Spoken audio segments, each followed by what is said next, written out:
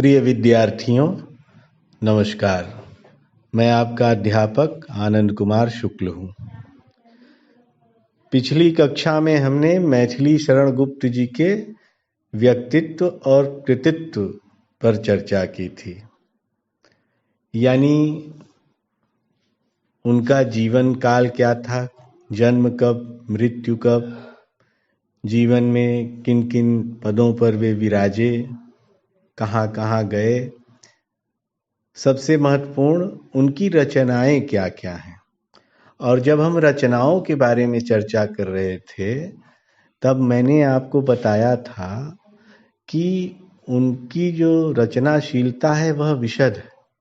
बहुत विशाल मात्रा में उन्होंने रचना कर्म किया।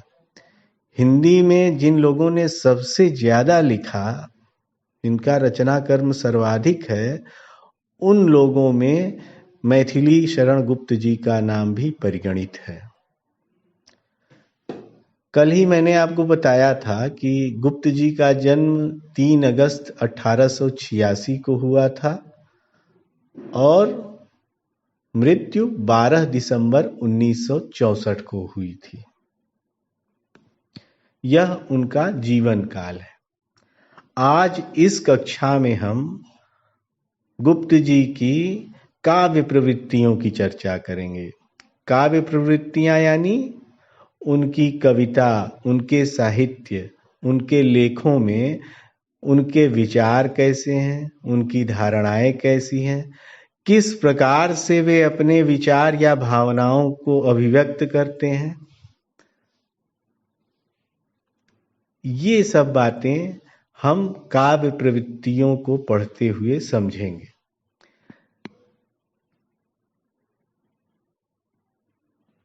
आप सभी को पता है, अच्छा पिछली कक्षा में मैंने आपको नहीं बताया था, उनको साहित्य जगत में दद्दा कहा जाता है।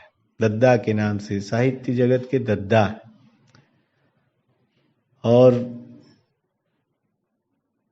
कल ही मैंने बताया था कि उन्हें भारत भारती के लिए महात्मा गांधी ने राष्ट्र कवि की पदवी दी थी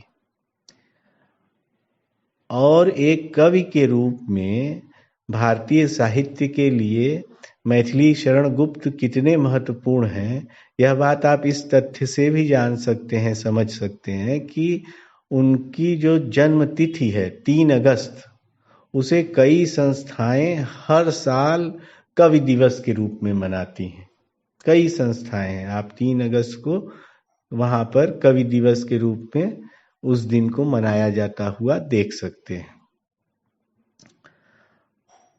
अब चूंकि हम इस कक्षा में मैथिली शरण गुप्त जी की काव्य प्रवृत्तियों की चर्चा करेंगे, उनकी काव्यगत विशिष्टताओं की चर्चा करेंगे, तो पहला सवाल तो यही है कि चूंकि उनका जन्म 1886 में हुआ और मृत्यु 1964 में हुई, तो इस एक लंबे कालखंड में उन्हें हम साहित्य इतिहास के किस युग में प्रतिष्ठित करेंगे?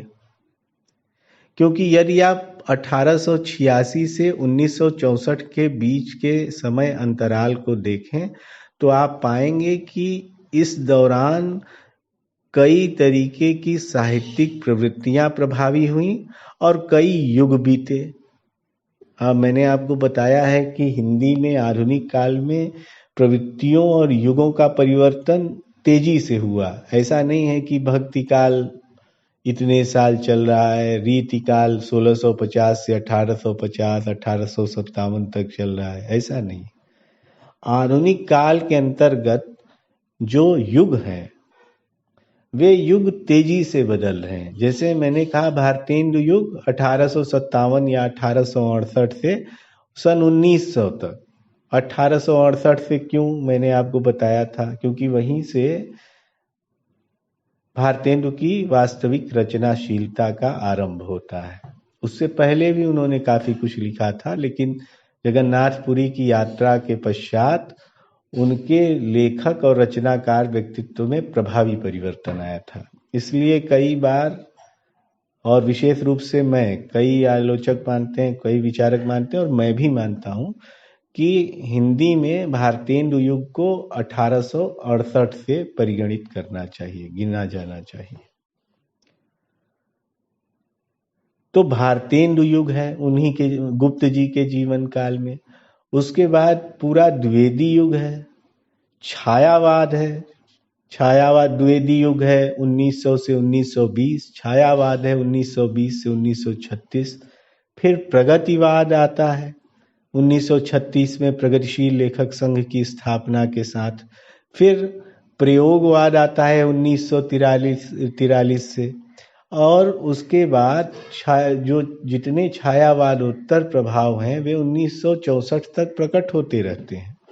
ऐसे में इतने युगों और इतनी प्रवृत्तियों के प्रवाहित होने के बीच में हम मैथिली शरण गुप्त जी को किस युग बोध के अंतर्गत रखेंगे? यह बहुत बेसिक सवाल है, क्योंकि अगर आप उनके जीवन काल को देखें तो वे तो छायावाद में के समय भी लिख रहे हैं। उनके जीवन काल को देखें तो वे प्रगतिवाद के समय भी लिख रहे हैं और प्रयोगवाद के भी समय लिख रहे हैं। लेकिन क्या आप उन्हें प्रगतिवादी कवि के रूप में मान्यता देंगे? क्या आप उन्हें प्रयोगवादी कवि के रूप में मान्यता देंगे? क्या आप उन्हें छायावादी कवि कहेंगे? नहीं, आप उन्हें द्विवेदी कालीन कवि के रूप में ही पढ़ेंगे और प्रतिष्ठित करेंगे। उसका कारण यह है कि मैथिली शरण गुप्त की काव्य विशिष्टताएं और उनकी काव्य प्रवृत्तियां द्विवेदी कालीन काव्य प्रवृत्तियों का अनुशीलन करती हैं। वे छायावादी काव्य प्रवृत्तियों का या प्रयोगवादी अथवा प्रगतिशील काव्य धारा का अनुशीलन नहीं करती। इसलिए साहित्य की या साहित्य इतिहास की हर किताब में आपको मैथिली शरण गुप्त का नाम द्विवेदी कालीन कवियों में अंकित मिलेगा। मैं आशा करता हूं कि मेरी बात आप समझ रहे होंगे। मैंने एक कक्षा में आपको पढ़ाया था कि कुछ कवि वैचारिक तौर पर आजन्म परिवर्तित होते रहे। उदाहरण के लिए मैंने बताया था आपको सुमित्रानंदन पंत।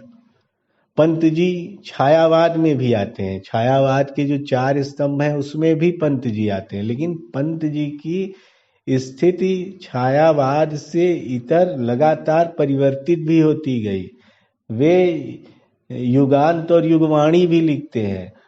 वे प्रगतिशील काव्य चेतना से भी प्रभावित होते हैं। बाद में चल करके अपने जीवन के आखिरी दिनों में वे अरविंद दर्शन से प्रभावित होते हैं, गांधी दर्शन से पहले ही प्रभावित हो चुके होते हैं। तो इस तरीके से कुछ कवियों में परिवर्तन लगातार देखने को मिलता है और कुछ कवि आजन्म आद्यंत एक ही तरीके के विचार पोषण को स्वीकार करते रहे और उसी धारा के कवि बने रहे। मैथिली शरण गुप्त भी उन्हीं कवियों में से एक है। जब भी मैं फिर कह रहा हूं कि आप गुप्त जी के जीवन काल को कैसे भी देखें, लेकिन जब भी आप साहित्य इतिहास में उनकी स्थापना करेंगे तब आप उन्हें द्विवेदी कालीन कवि, द्विवेदी युग का कवि ही घोषित करेंगे, क्योंकि उनकी काव्य प्रवृत्तियां द्विवेदी कालीन काव्य प्रवृत्तियों का अनुशीलन करती हैं, अनुसरण करती हैं। अब जब मैं कह रहा हूं कि द्विवेदी कालीन काव्य प्रवृत्तियों का अनुसरण करती हैं, तो आप उन काव्य प्रवृत्तियों की चर्चा तो करेंगे ही, लेकिन एक बात आपको जानना बेहद जरूरी है। कई जगह आचार्य महावीर प्रसाद द्विवेदी ने गुप्त जी को अपना मानस पुत्र कहा है और गुप्त जी भी द्विवेदी जी को अपना मानस पिता मानते थे, स्वीकार करते थे। लिहाजा गुप्त जी के कवि व्यक्तित्व पर आचार्य महावीर प्रसाद द्विवेदी के साहित्यिक विचारों का गहरा प्रभाव पड़ा और वे न केवल द्विवेदी जी से बल्कि उनकी सरस्वती पत्रिका से भी बहुत आत्मीय तरीके से जुड़े हुए थे। यहाँ तक कि जो गुप्त जी की खड़ी बोली की पहली रचना है वह कविता हेमंत भी सबसे पहले सरस्वती पत्रिका में ही प्रकाशित हुई थी। मैंने आपको बताया कि खड़ी बोली की पहली रचना उनकी हेमंत कविता। अब जब खड़ी बोली मैं कहता हूं तो आपके दिमाग में कुछ बातें स्पष्ट हो जानी चाहिए जो पूर्व में पढ़ाई जा चुकी हैं आपको। खड़ी बोली के संदर्भ में मैंने आपको बताया था कि भारतेंदु काल में ही खड़ी बोली को साहित्य की केंद्रीय भाषा के रूप में स्वीकारोक्ति प्राप्त हो गई थी। लेकिन वहां एक विचित्र स्थिति यह हुई कि गद्य के लिए तो खड़ी बोली का आसरा ले लिया गया। उसके कारण थे कि गद्य में कोई फॉर्मेट उपलब्ध नहीं था उस ढंग से जिसका अनुसरण किया जाता। लेकिन कविता के क्षेत्र में खड़ी बोली का पदार्पण भारतेंदु काल में नहीं हो सका। इसलिए भी नहीं हो सका, बहुत बड़ा कारण यह भी था कि कविता एक बधी बधाई सुदीर्घ परंपरा से निकल रही थी, निःसृत हो रही थी। कवियों के सामने काव्य भाषा के रूप में ब्रज भाषा स्वतः ही विद्यमान थी और ब्रज भाषा में कवियों के लिखने की आदत थी। आपको पता होगा, आदत से पीछा छुड़ाना बहुत मुश्किल काम है। गद्य में कोई आदत नहीं थी। गद्य नया नया शुरू हो रहा था और गद्य जब शुरू हो रहा था तो उसकी शुरुआत ही खड़ी बोली से हो रही थी। इसलिए नई शुरुआत के कारण उसमें उतनी परेशानी नहीं हुई। लेकिन कविता में खड़ी बोली को अपनाने के दौरान कई परेशानियां हुई। ब्रज भाषा एक मजी हुई भाषा थी कविता के लिए। अपने आप सुमधुर तरीके से कवि ब्रज भाषा में अपने भावोक्ति भावोद्गार करते रहते थे। लेकिन खड़ी बोली में कविता लिखने के दौरान उन्हें बहुत परेशानियां हुई। यहाँ तक कि भारतेंदु ने कोशिश की और फिर भारतेंदु ने ही अपनी कविताओं को रद्दी कह दिया। यह एक महत्वपूर्ण घटनाक्रम था। बाद में चल करके द्विवेदी काल में द्विवेदी जी ने इस विषय को बहुत ही प्रायोरिटी से, वरीयता से उठाया। उन्होंने कहा कि यह बहुत हास्यास्पद है कि हम गद्य एक भाषा में लिखें और कविता दूसरी भाषा में, यानी भाषा का जो कलेवर है, जो फ्लेवर है, उसको पूरी तरीके से हम चेंज कर दें। यह तो बड़ा विचित्र है, क्योंकि एक जब हमने पढ़ा था कि जब आधुनिक काल में आकर साहित्य की केंद्रीय भाषा के तौर पर खड़ी बोली को स्वीकार किया जा रहा था, तब कुछ तर्क दिए गए थे खड़ी बोली की स्वीकारोक्ति को लेकर। उन तर्कों में सबसे महत्वपूर्ण तर्क यह था कि अब ब्रज भाषा आधुनिक विचारों और भावों को धारण करने के योग्य नहीं रह गई है। वह मध्यकालीन साहित्य को और उस साहित्य की रूढ़ियों के प्रति इतनी आसक्त हो चुकी है कि उसमें अब नए विचारों को धारण करने की क्षमता बची ही नहीं है। एक अज्ञेय की कविता है ना कि बहुत घिसने से, बासन ज्यादा घिसने से मुलम्मा छूट जाता है। तो उस समय के विचारकों ने माना कि ब्रज भाषा का मुलम्मा छूट गया है। वह नए विचारों को ग्रहण करने की क्षमता खो चुकी है। उसमें अब अगर कुछ लिखा जाएगा तो वह काव्य रूढ़ियों से आबद्ध कविता ही हो सकती है। और जो नए विचार हैं, जिनके प्रकटीकरण का साधन गद्य विधा हो गई थी, वह गद्य विधा ब्रज भाषा की बजाय खड़ी बोली में ज्यादा सार्थक तरीके से अपने आप को प्रस्तुत कर सकती थी। यह एक महत्वपूर्ण तर्क था खड़ी बोली के पक्ष में और ब्रज भाषा को छोड़ने के क्रम में। लेकिन यही तर्क कविता के क्षेत्र में आकर, आप ध्यान दीजिए कि यह तर्क दिया गया था वास्तव में काव्य क्षेत्र के लिए ही, लेकिन इसका उपयोग किया गया गद्य क्षेत्र में भारतेंदु काल के दौरान। और कविता के क्षेत्र में इसका उपयोग नहीं किया जा सका, क्योंकि ब्रज भाषा के प्रति इतने आसक्त थे और इतनी आदत पड़ी हुई थी ब्रज भाषा की तत्कालीन कवियों में कि वे ब्रज भाषा का आसरा छोड़ ही नहीं पा रहे थे। उन्हें लगता था कि खड़ी बोली में कविता लिखना बहुत मुश्किल काम है या लगभग असंभव है। मैंने आपको बताया था कि यह जो असमंजस है खड़ी बोली में कविता लिखने का, ये बहुत लंबा असमंजस है, सुदीर्घ काल का असमंजस है। पल्लव की भूमिका में 1926-27 में जब प्रकाशित हो रहा है 1926 में पल्लव, वहां पर उसकी भूमिका में पंत इस असमंजस की चर्चा करते हैं कि खड़ी बोली में कविता लिखने के दौरान क्या क्या परेशानियां आ रही हैं, क्या क्या खड़ी बोली में परिवर्तन किया जाना चाहिए, क्या क्या लाया जाना चाहिए और क्या क्या छोड़ दिया जाना चाहिए। तो इस प्रकार से खड़ी बोली के प्रथम महत्वपूर्ण कवि हैं मैथिली शरण गुप्त।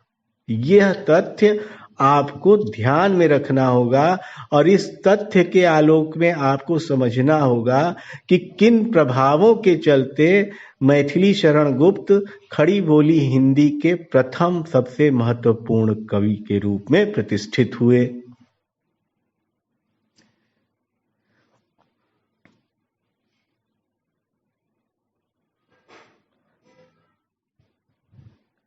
अभी मैंने आपको बताया कि द्विवेदी जी गुप्त जी को अपना मानस पुत्र कहते थे, और मानस पुत्र का मतलब हर तरीके से, जैसे विचारों में, साहित्य में, पत्रकारिता में, उन्होंने द्विवेदी जी ने गुप्त जी को अपना मानस पुत्र कहा और गुप्त जी ने भी द्विवेदी जी को अपना मानस पिता स्वीकार किया।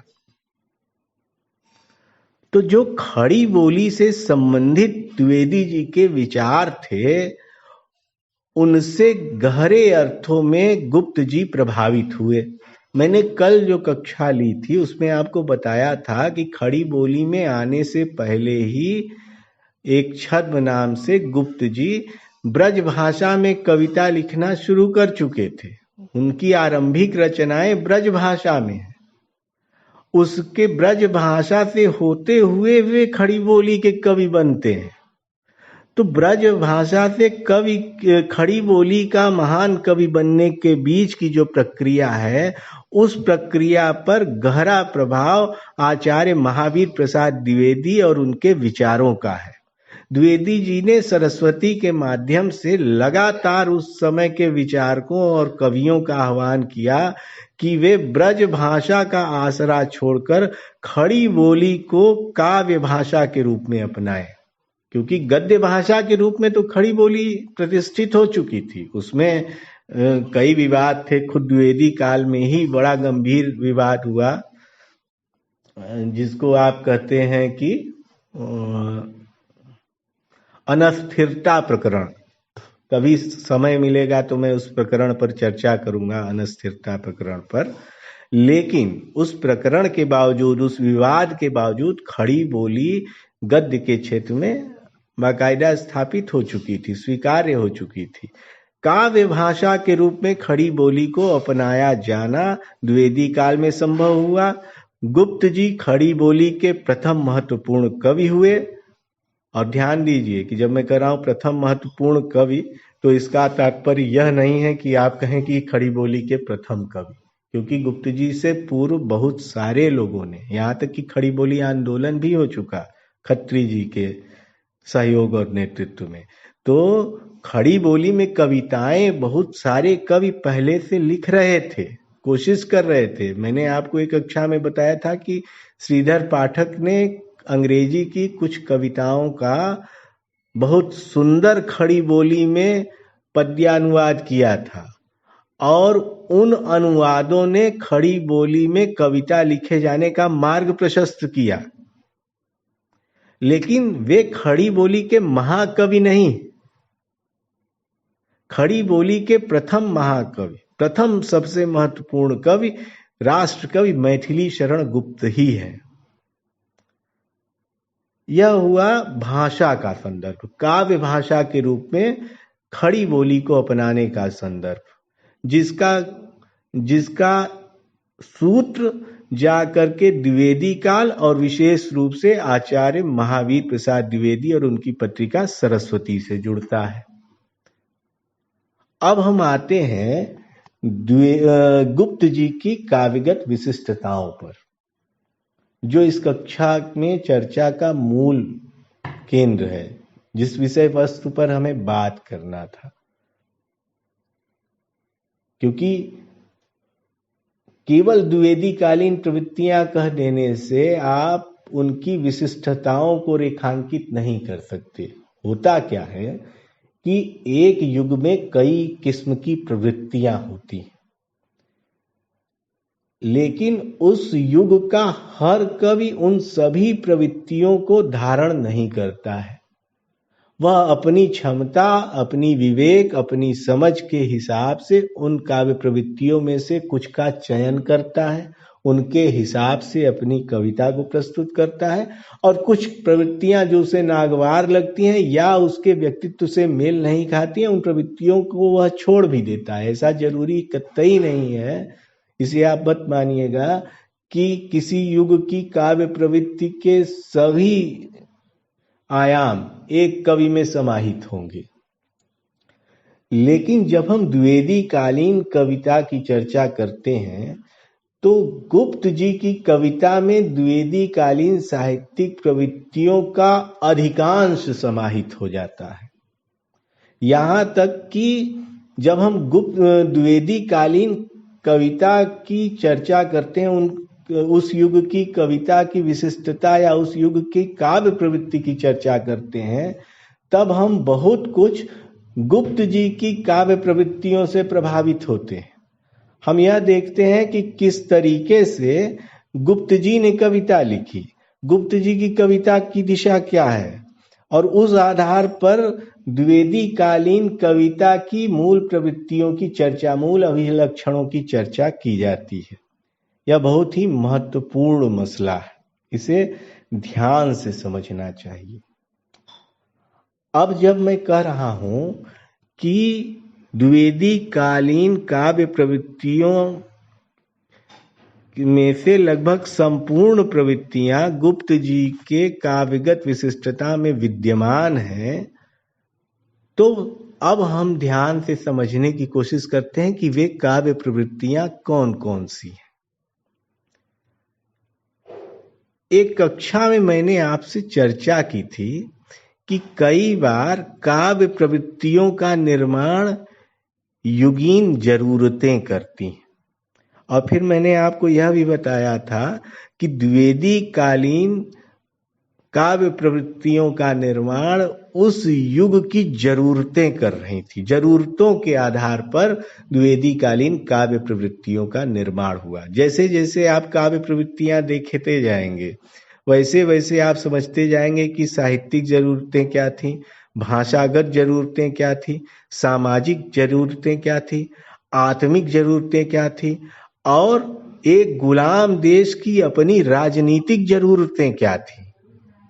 ये सभी जरूरतें द्विवेदी कालीन साहित्यिक प्रवृत्तियों का निर्माण कर रही थी। भाषा के संबंध में हमने अभी चर्चा की कि काव्य भाषा के रूप में खड़ी बोली को अपनाया गया, लेकिन इसी संदर्भ में भाषा का एक दूसरा पहलू भी है। दूसरा पहलू यह है, और इस पहलू की चर्चा हम पहले कर चुके हैं, कि उस दौर में कविता नई नई बन रही थी खड़ी बोली की। ब्रज भाषा का तो पूरा संस्कार, काव्य भाषा संस्कार न केवल कवियों में बल्कि पाठकों में भी मौजूद था, लेकिन खड़ी बोली का काव्य संस्कार कवियों में तो मौजूद था नहीं, वे संघर्ष करके किसी प्रकार से प्राप्त कर रहे थे, और पाठकों में बिल्कुल नहीं था। पाठकों के लिए तो नई खड़ी बोली में लिखी गई कविता बिल्कुल नई किस्म की कविता थी। कोई संस्कार पाठक के तौर पर था ही नहीं खड़ी बोली के प्रति। लिहाजा उस समय की सबसे बड़ी जरूरत थी खड़ी बोली को काव्य भाषा के रूप में स्वीकार्य बनाना। यदि खड़ी बोली काव्य भाषा के रूप में पाठकों के मन में स्वीकार्यता ही हासिल नहीं कर पाती तो उसे काव्य भाषा बनाने का औचित्य और उद्देश्य ही समाप्त हो जाता। सबसे पहली और बड़ी जरूरत थी। लिहाजा द्विवेदी जी ने इस ओर बहुत ही व्यावहारिक तरीके से ध्यान दिया। आप अगर महावीर प्रसाद द्विवेदी के विचारों को पढ़ें तो आप पाएंगे कि उनके विचार बहुत व्यावहारिक हैं। एक तो होता है कि स्वप्नशील विचारक होना और दूसरा होता है बहुत व्यावहारिक विचारक होना। द्विवेदी जी में स्वप्न कम है, स्वप्न हैं बहुत बड़े बड़े हैं, ये मैं नहीं कह रहा हूं कि स्वप्न ही नहीं है, स्वप्न हैं बड़े बड़े हैं, लेकिन उन स्वप्नों में वायवीयता की कमी है। खाली स्वप्न नहीं है, नीरे स्वप्न नहीं है, सब वे बड़े स्वप्न भी यथार्थ के ठोस धरातल पर खड़े हैं। उसमें उनका आत्मबल है कि यह स्वप्न हम पूरा कर सकते हैं खड़ी बोली के संदर्भ में। लेकिन पहली जरूरत तो यही थी ना कि पाठकों में काव्य भाषा के तौर पर खड़ी बोली का संस्कार उत्पन्न किया जाए, और यह तभी संभव था जब उन्हें खड़ी बोली की कविता समझ में आती। द्विवेदी जी ने कहा, मैंने एक कक्षा में आपको बताया, ये कुछ बातें जो इस कक्षा में पढ़ा रहा हूं उनकी चर्चा पहले की कक्षाओं में हो चुकी है। द्विवेदी जी ने कहा था कि यदि आपका लिखा किसी की समझ में ही नहीं आया तो आपका लिखना व्यर्थ हो जाएगा। अपने लिखने को सार्थक करने का सबसे महत्वपूर्ण पहलू यह है कि आप जो लिखें उसे सब लोग समझ सकें। समझेंगे तभी तो आत्मसात कर सकेंगे। लिहाजा द्विवेदी कालीन कविता की पहली ही विशेषता है साधारण सरल भाषा का उपयोग और सामान्य तरीके से बिना किसी उलझाव के अपनी बात कह देने का गुण। ये भाषा जो है उसके लिए एक टेक्निकल नाम है, उसका एक क्लिनिकल सेंस में यूज होता है, प्रसाद गुण युक्त भाषा। सरल और सुस्पष्ट। ऐसा नहीं है कि द्विवेदी कालीन कविता पढ़ते हुए आप असमंजस में पड़ जाएंगे कि इसमें कवि कहना क्या चाहता है। कवि जो कहना चाहता है उसे आप बहुत अच्छे से समझ सकते हैं। लेकिन आज खड़ी बोली आपकी काव्य भाषा के संस्कार में शामिल है, लेकिन द्विवेदी काल के आरंभ में ऐसा नहीं था। अगर आप देखें 1899, 1898, 1900, 1901, 1902, 4, 5 तो आप पाएंगे कि खड़ी बोली के काव्य संस्कार आम पाठक के मन में उस ढंग से है ही नहीं। आज भी आप कई गांवों में जाएं तो आपको खड़ी बोली के काव्य संस्कार वाले व्यक्ति कम मिलेंगे, ब्रज भाषा के काव्य संस्कार वाले व्यक्ति ज्यादा मिलेंगे। जो लोग गांवों से जुड़े हुए होंगे वे इस बात को बखूबी जानते समझते होंगे। वहां के लोग ब्रज भाषा में आज भी कविता रचते हैं, लोक चेतना से जुड़ी हुई कविताएं रचते हैं और ब्रज भाषा की ही कविता को पढ़ते हैं और बुनते हैं, समझते हैं। लेकिन डालना क्या था? खड़ी बोली काव्य भाषा का संस्कार। इसलिए पहला यही शर्त अपनाई गई, पहली शर्त, कि हमें ऐसी भाषा चुननी है खड़ी बोली में जो आसान हो। और इसका स्वरूप भी है, आप मैथिली शरण गुप्त की आरंभिक कविताएं खड़ी बोली की देखिए, उन कविताओं में तत्सम बहुलता है, थोड़ी भाषा जटिल हो जाती है। द्विवेदी जी ने गुप्त जी की इस कमी को रेखांकित किया और उन्हें सरल भाषा में लिखने के लिए प्रेरित किया। यह सरल भाषा में लिखना द्विवेदी जी की कविता का एक बेहद महत्वपूर्ण गुण बन गया। आज जब हम कह रहे हैं तो यह गुण द्विवेदी जी के प्रभाव से गुप्त जी में आया। यह हुई भाषा की चर्चा।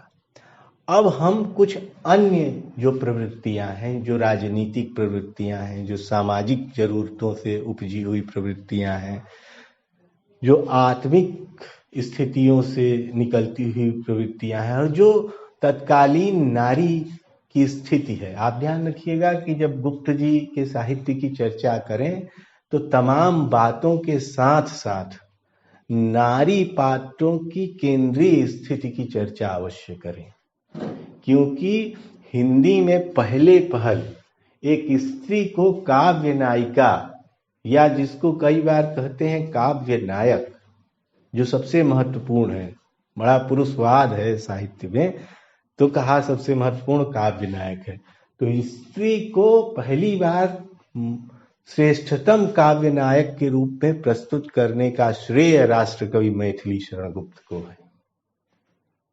तो आप उनकी राष्ट्रीयता की चर्चा करें, गांधी जी से जुड़ाव की चर्चा करें, गौरवमयी अतीत की चर्चा करें, पारिवारिक जीवन के प्रति जो उनके भीतर आदर का भाव है उसकी चर्चा करें। लेकिन ध्यान रखें कि आपको उनके भीतर जो नारी का समर्थन है, नारी के नायकत्व का समर्थन है, उसे भी बेहद महत्वपूर्ण तरीके से रेखांकित करना है।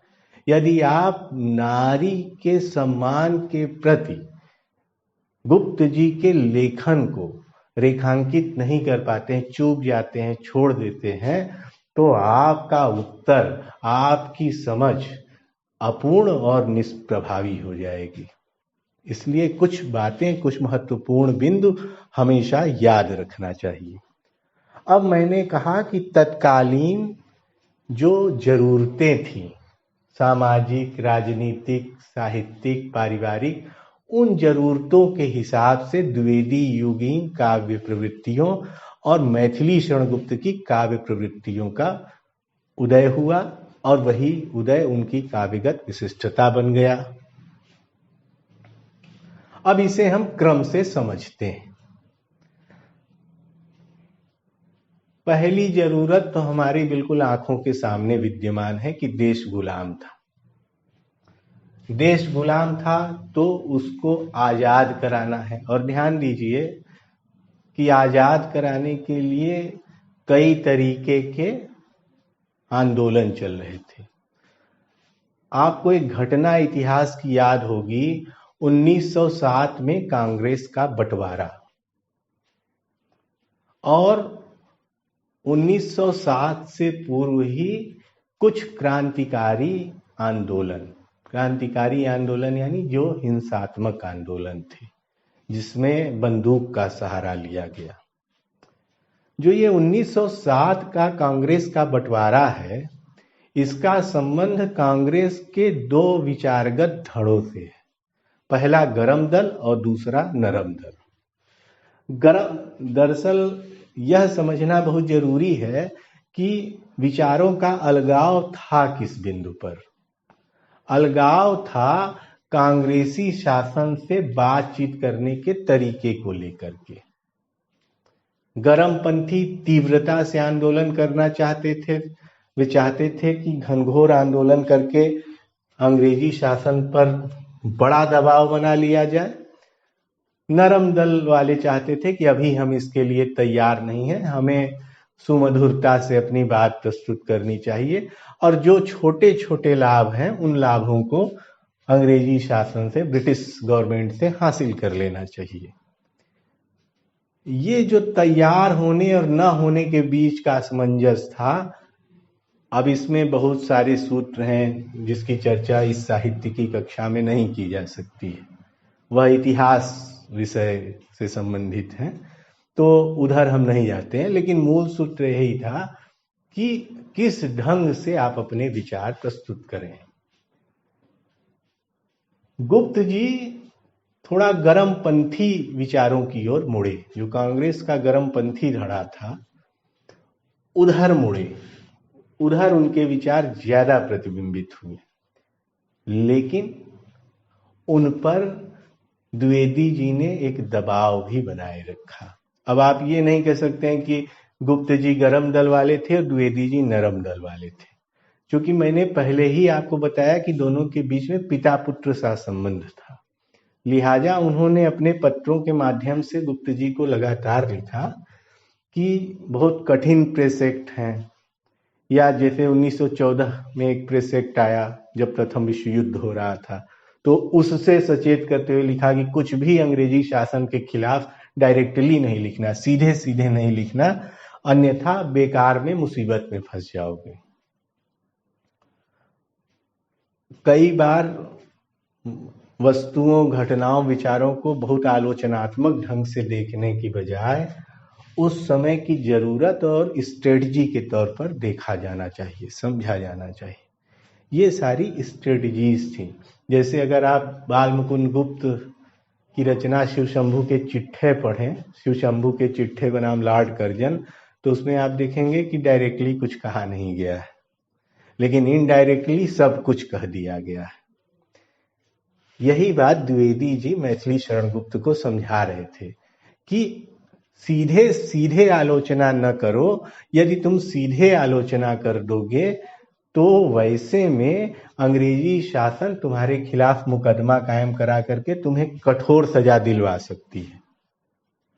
आप सोचिए कि जब रैंड और आर्यस्ट की हत्या हुई प्लेइंग कमेटी के चेयरमैन की चापेकर बंधुओं द्वारा, तो लोकमान्य बाल गंगाधर तिलक पर मुकदमा कायम किया गया था।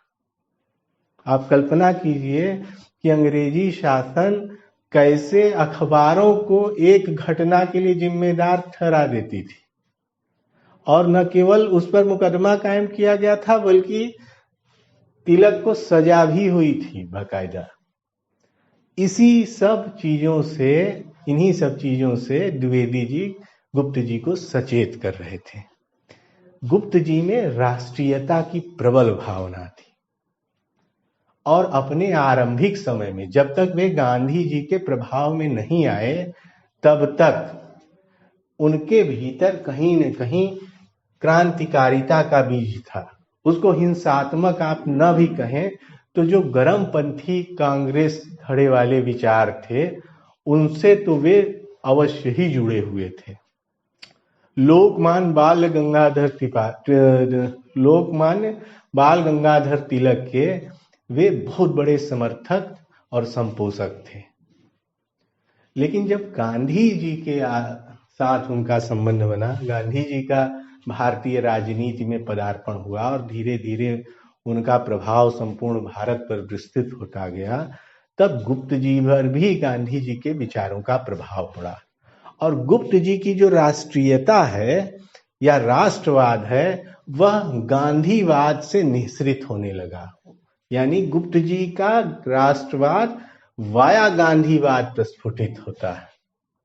यह उनकी कविता की बहुत बड़ी विशिष्टता है। आप जहां देखेंगे राष्ट्र को एक करने की कामना और राष्ट्र को एक विशेष किस्म के सत्याग्रह की ओर उन्मुख करने की कामना, गांधी जी का यह बहुत महत्वपूर्ण हथियार था। सत्याग्रह क्या है? देखिए, सत्य और अहिंसा तो बहुत पुराने कथन हैं, भारतीय संस्कृति के बहुत प्राचीन मंतव्य हैं, बहुत प्राचीन निहितार्थ हैं। सत्य और अहिंसा, सत्यमेव जयते अहिंसा परमो धर्म, ये दोनों शब्द या पद या स्वयं में यदि आप इन्हें विचार कहें सत्य और अहिंसा को, तो ये प्राचीन भारत से ही लगातार भारत की संस्कृति पर प्रभावी रहे। लेकिन इनका राजनीतिक उपयोग और एक राजनैतिक हथियार के रूप में उपयोग पहली बार गांधी जी ने किया, और उसके लिए अपने हथियार का जो नामकरण किया वह था सत्याग्रह। सत्य के लिए सत्यनिष्ठ आग्रह, दृढ़ आग्रह। उसमें कई लोग मजाक बनाते हैं कि एक गाल पे झापड़ तो दूसरे गाल पे भी झापड़, दूसरा गाल दे दो, लेकिन यह बहुत मजाक का विषय नहीं है। गांधीवाद के कुछ पद या कुछ प्रयोग बहुत दृढ़ आत्मविश्वास और आत्मबल की मांग करते हैं। तो जो गुप्त जी में या गुप्त जी की कविताओं में राष्ट्रवाद है, वह गहरे अर्थों में गांधीवाद से निःसृत होता है। आरंभ में वे क्रांतिकारी राष्ट्रवादी रहे और बाद के दौर में जब गांधी जी से जुड़ जाते हैं, और बाद का दौर कर रहा हूं तो इसका मतलब ये मत समझिएगा कि स्वाधीनता के बाद का दौर यानी बस 1921-22 के बाद से, वहां से वे गांधीवाद से प्रभावित होते हैं और वहां से उनकी कविताओं में जो राष्ट्रवाद आता है उसका फलक गांधीवाद के सम्मुख होता है। जैसे अब एक सिरा तो यह है राष्ट्रीयता का, राष्ट्रवाद का दूसरा सिरा वहां जाकर जुड़ता है जिसे हम हिंदी में पुनर्जागरण कहते हैं। पुनर्जागरण इस संदर्भ में कि हम क्या थे और क्या हो गए, यह जो भावना है, यह भावना बहुत प्रबल होकर उस समय के विचारकों के मन में विचरण कर रही थी और इसलिए वे अपने अतीत की ओर देखने लगे। अब यहां पर आपको एक बात ध्यान देना है, ध्यान यह देना है कि जब मैं कह रहा हूं अतीत की ओर देखने लगे तो इसका यह बिल्कुल अर्थ नहीं है कि वे अतीत की ओर पीछे लौट जाना चाहते थे। अगर कोई आपको यह अर्थ पढ़ा रहा है, समझा रहा है या आपने कहीं किसी किताब से पढ़ा है तो बिल्कुल गलत पढ़ा है।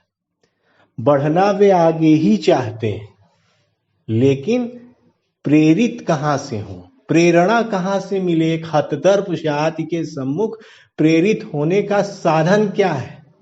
वह साधन है स्वर्णिम अतीत, गौरवमयी अतीत के इतिहास को खंगालने का महान उपक्रम। उसी समय मैंने आपको एक कक्षा में बताया था और यह मेरी पुस्तक में भी आपको मिल जाएगा कि अंग्रेजी शासकों ने ढेर सारे अनुवाद शुरू किए और विलियम जोन्स के समय से ही वे अनुवाद शुरू हो गए। फिर बाद में मैक्स मूलर ने तमाम अनुवाद किए sacred books of the east series के तहत। वे अनुवाद वास्तव में भारतीय संस्कृति और समाज को समझने के लिए किए गए थे, लेकिन उन अंग्रेजी अनुवादों के माध्यम से भारत के ब्रिटिश शासकों ने कुछ सामान्य निष्कर्ष भी स्थापित किए और वे सभी निष्कर्ष भारत भूमि को पराजित हतदर्प जाति के रूप में ही देखते थे कि कोई इतिहास नहीं है, कोई ऐसा इतिहास नहीं है, ये लोग हमेशा पारलौकिक भावनाओं में ही लिपटे रहते हैं, भौतिक जीवन के प्रति इनका दृष्टिकोण लगभग शून्य सा है, इनमें काल गणना नाम की वस्तु नहीं है, इस पूरी जाति में इतिहास बोध है ही नहीं। ऐसे ऐसे निष्कर्ष निकाले गए जिनका तात्पर्य यह था कि ये सदा से पददलित लोग हैं, हमेशा से विदेशियों द्वारा शासित रहे हैं और आज जो अंग्रेजी शासन विदेशी शासक के रूप में, विदेशी शासन के तौर पर भारत भूमि पर विद्यमान है वह पूरी तरह जायज। उसके विरुद्ध अपने अतीत को गौरवमय तरीके से प्रस्तुत करने की कामना कि नहीं, हम जैसा तुम समझ रहे हो वैसा नहीं थे। बहुत सारे उसके प्रकरण में है। द्विवेदी जी ने बहुत दुखी होकर के लिखा था कि जो एक तो सारे जो कीर्ति स्तंभ थे प्राचीन भारत के, वे काल की कुक्ष में समा गए और जो थोड़े बहुत मिल भी रहे हैं उनमें ये लोग असीरिया और बेबीलोनिया की सभ्यता का प्रभाव घोषित कर दे रहे हैं।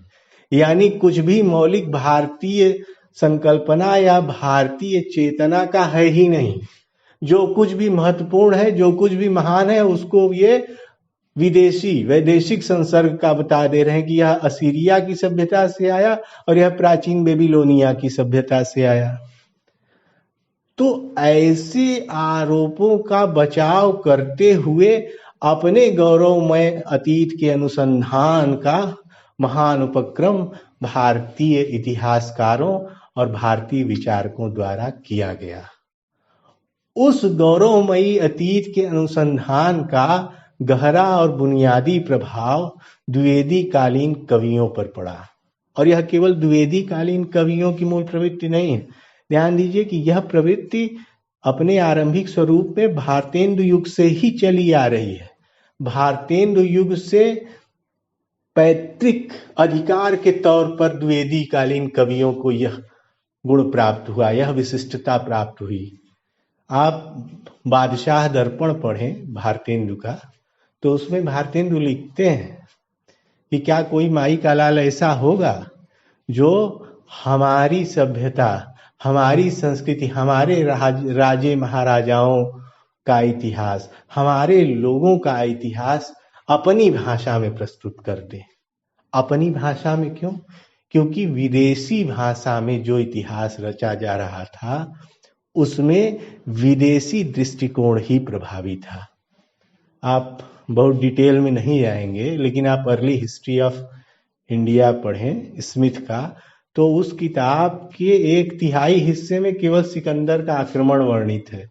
वह आक्रमण जिसका वास्तव में भारत भूमि पर कोई असर पड़ने ही नहीं पाया। ब्यास नदी को तो क्रॉस ही नहीं कर सके उनके सैनिक। ऐसे आक्रमण को वरीयता देते हुए पूरे किताब का 1/3 हिस्सा उसके विवरणों से रंग देना कहाँ तक जायज था? कहाँ तक उसे भारत के संपूर्ण इतिहास का इतना महत्वपूर्ण खंड बना देना जायज था? लेकिन अंग्रेजी में ऐसा किया जा रहा था। इसीलिए अपनी भाषा में, अपनी चेतना से, अपनी दृष्टि से एक नए इतिहास बोध की संकल्पना की जा रही थी। उसकी आवश्यकता महसूस की जा रही थी। जब हमारे साथ कोई अन्याय न हो, आज हम कमजोर हैं तो इसका अर्थ यह नहीं है कि हमारे पूर्वज भी कमजोर थे। आज हम इस हीन दशा, इस हतदर्प दशा को प्राप्त हैं तो इसका यह तात्पर्य नहीं है कि हमारे पूर्वज भी ऐसे ही हीन और हतदर्प थे। वे महान थे और यह महानता की खोज वास्तव में तत्कालीन युग की बहुत महत्वपूर्ण जरूरत थी। उस विदेशी शासन से संघर्ष करने के दौरान जिस आत्मबल की आवश्यकता थी, उस आत्मबल की प्राप्ति का स्रोत था वह गौरवमयी अतीत का इतिहास। जो गौरवमयी इतिहास है वह उस आत्मबल को प्राप्त करने का महत्वपूर्ण स्रोत था। लिहाजा गुप्त जी के पूरे साहित्य में यह बहुत महत्वपूर्ण प्रवृत्ति के रूप में प्रकट होता है।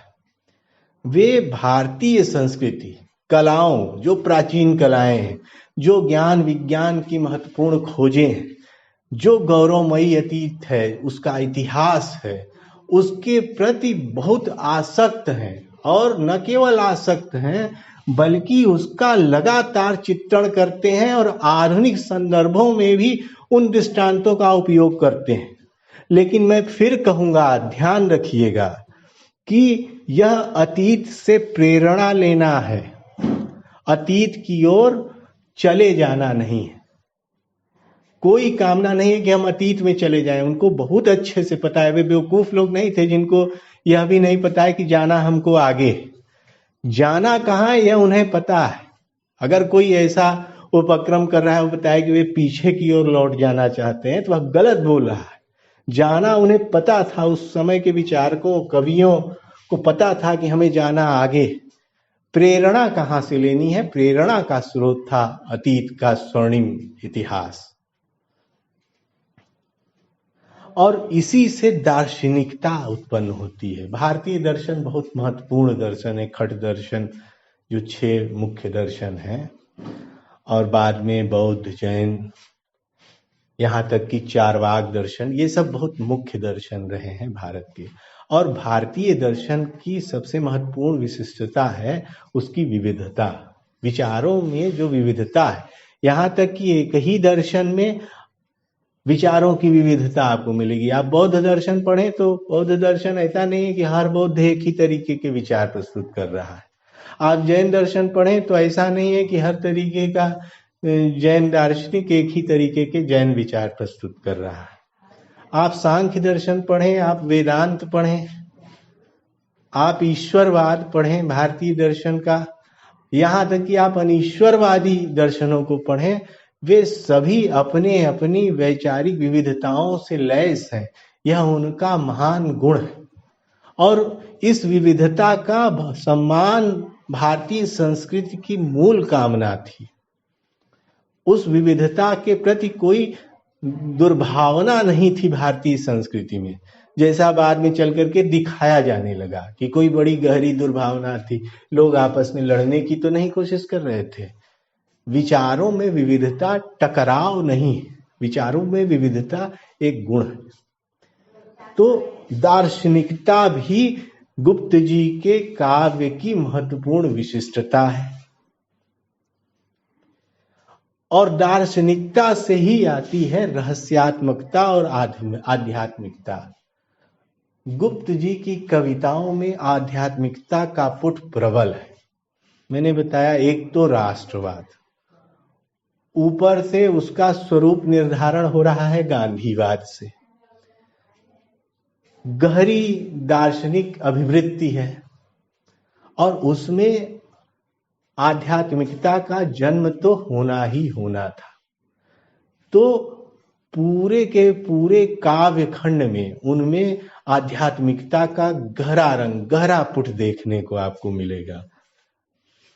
और आध्यात्मिकता में ही कभी कभी जब आप कई चीजों को बूझ नहीं पाते, अबूझ पहेली बन जाती है, तो एक अन्य भावना का जन्म होता है, जिसे कहते हैं रहस्यात्मकता, रहस्य का जन्म।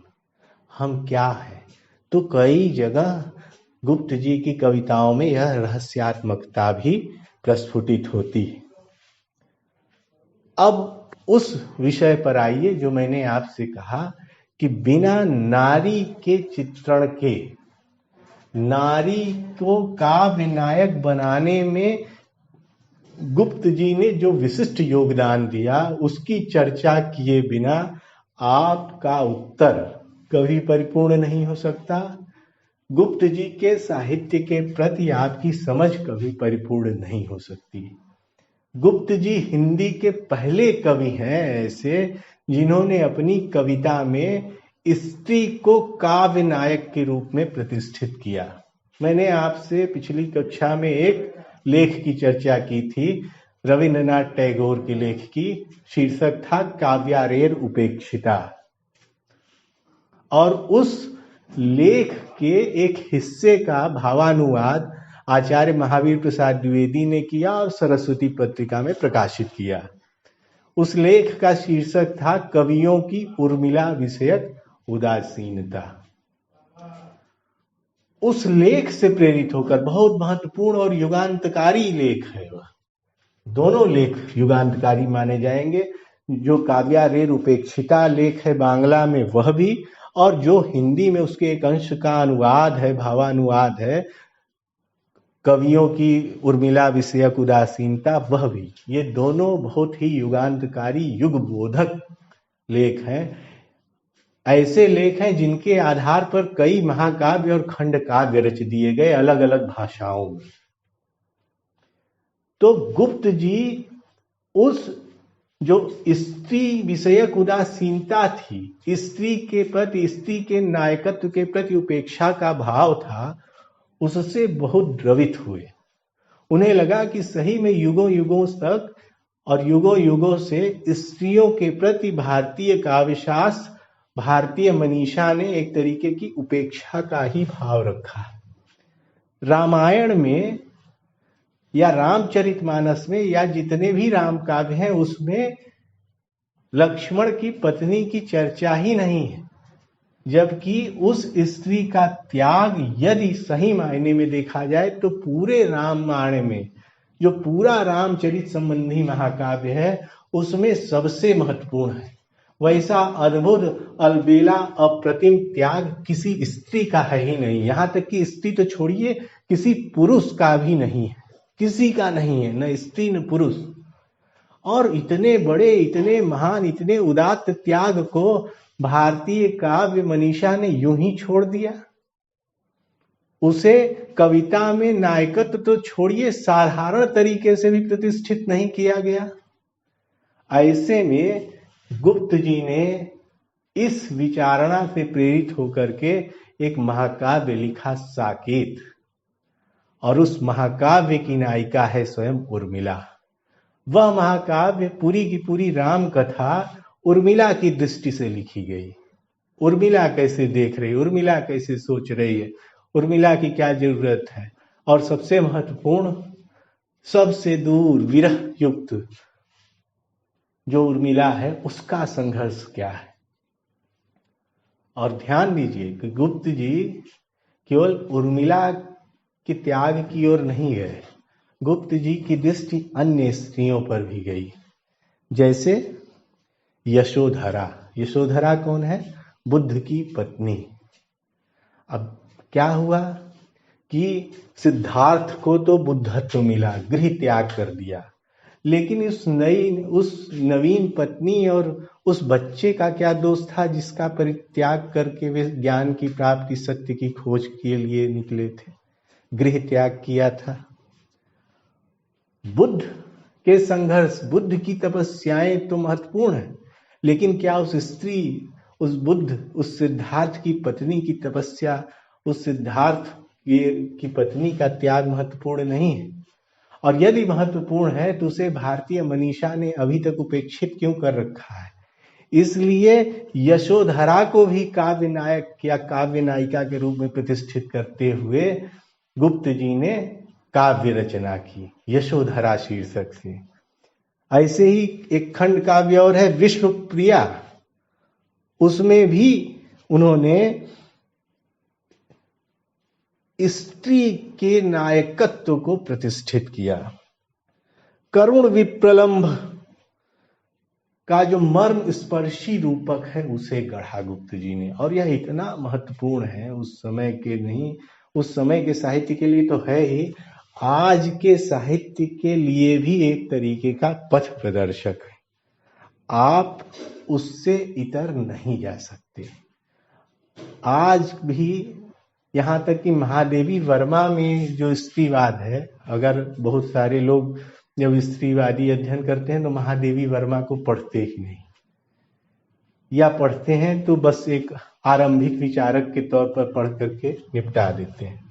महादेवी वर्मा को स्त्रीवादी विचारिका के तौर पर बहुत महत्वपूर्ण ढंग से पढ़ा जाना चाहिए और समझा जाना चाहिए, और उन महादेवी वर्मा पर गहरा असर गुप्त जी के साहित्यिक प्रतिमानों और विचारों का है।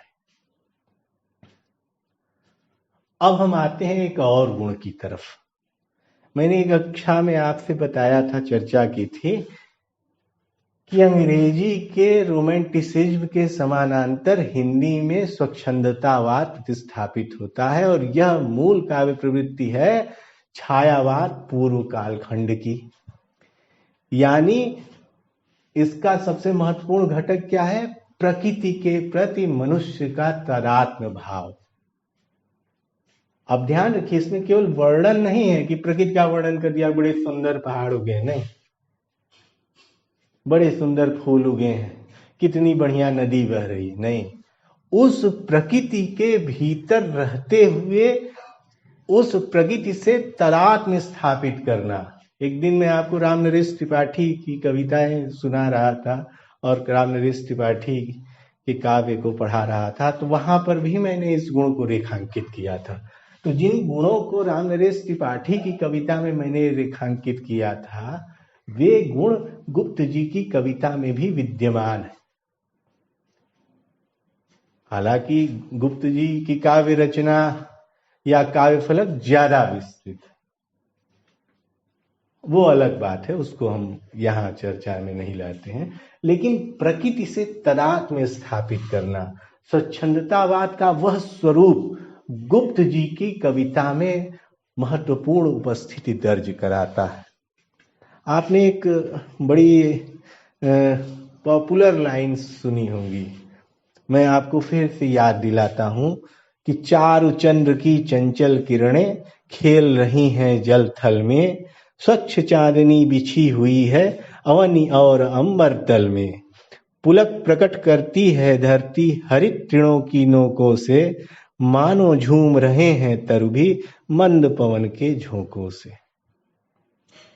कई बार है ना, आप लोग अनुप्रास अलंकार का उदाहरण यही रटते हैं। चारु चंद्र की चंचल किरणें खेल रही थी जलथल में।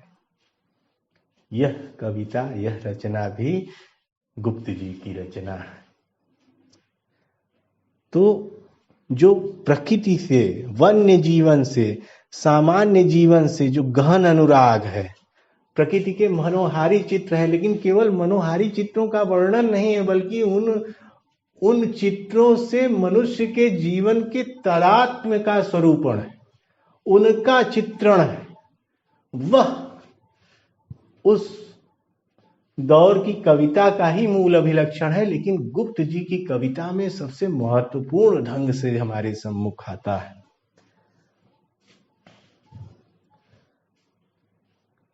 अब आप उनके सभी मूल चरित्रों को या मूल काव्य प्रवृत्तियों को समझ और पढ़ चुके हैं।